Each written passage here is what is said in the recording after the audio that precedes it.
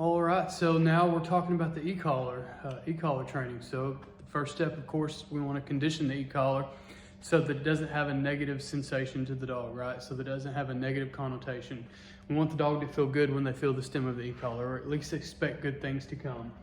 So by now your dog should be trained on the clicker. They should know what the clicker means, meaning that if you click, right, your dog anticipates a reward coming. So if I click, my dog's coming running to me for a reward, whether that be food or a ball. We'll start off using food just for the sake of convenience, and it's easy to get rep after rep after rep, and it's existential. So click equals the food. The next step is to add the unknown stimulus in front of what the dog already knows, which is a click, right? Classical conditioning. So before what the dog already knows, we add what the dog doesn't know, what we're trying to condition, which is going to be the e-collar stem. So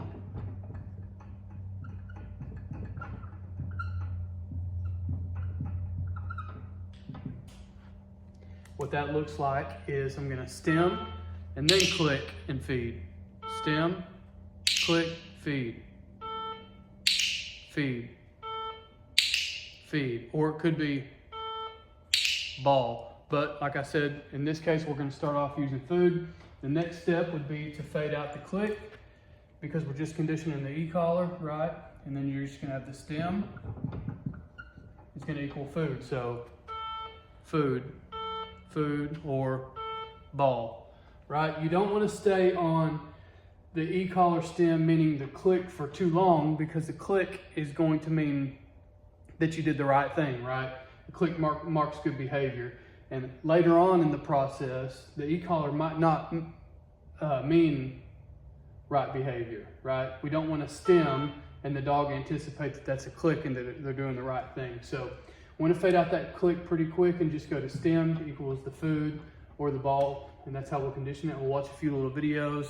We'll have a legend in the bite box and you'll see the progression, from click food to stem click food.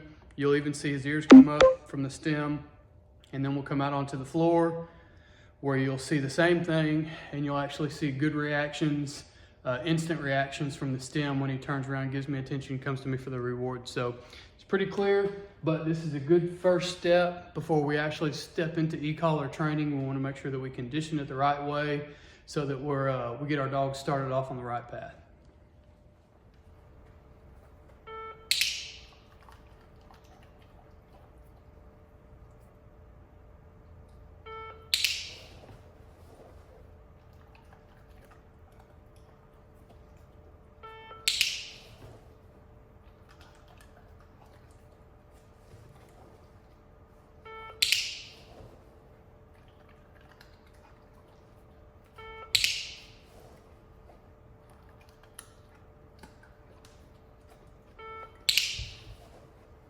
So notice his ears come up from the stem.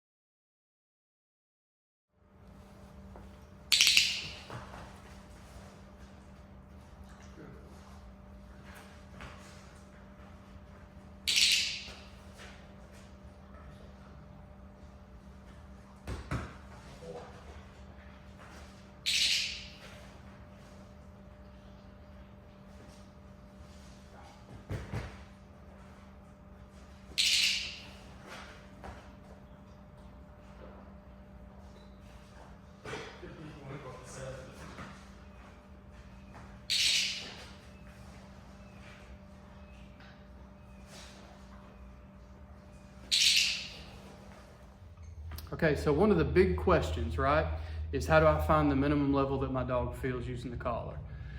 So typically in the past, and even still today, what most people do is they'll put the collar on the lowest level that they think the dog might be able to feel, whether it's a 1 or 2. And so they'll stim and then look for a reaction in the dog. Stim, look for a reaction in the dog. Now, by reaction, that could be an ear twitch, a nose twitch, right? The dog just kind of turning their head a little bit. They look for the smallest reaction in the dog to know that the dog feels it. If they don't see a reaction, they go up to the next level and they repeat the process until they see some kind of reaction in the dog that indicates that the dog felt the stimulation from the collar. And that's okay, it works. But what I don't like about that is often by the time the dog is reacting either with an ear twitch or a nose twitch, a side eye, then it's already annoying to the dog. It's already bothering the dog, and that's why they're reacting. So while it does work, there's a better way, and that's the way that we showed in the videos. And so using the collar, the food to condition the collar, how I would do it is you start off on the lowest level, and then stim, click, feed, stim, click, feed.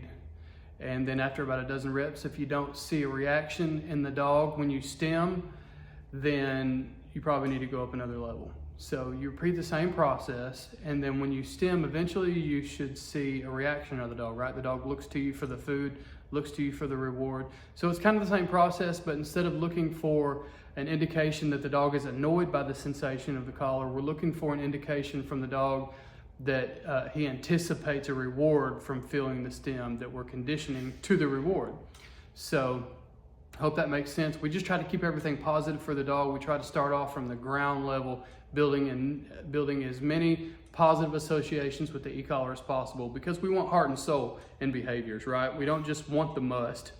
We want the heart and soul in the behavior, and the must will come later. But we want to condition it the right way, and we want the dog to be able to respond the right way to the message that we're trying to give them. So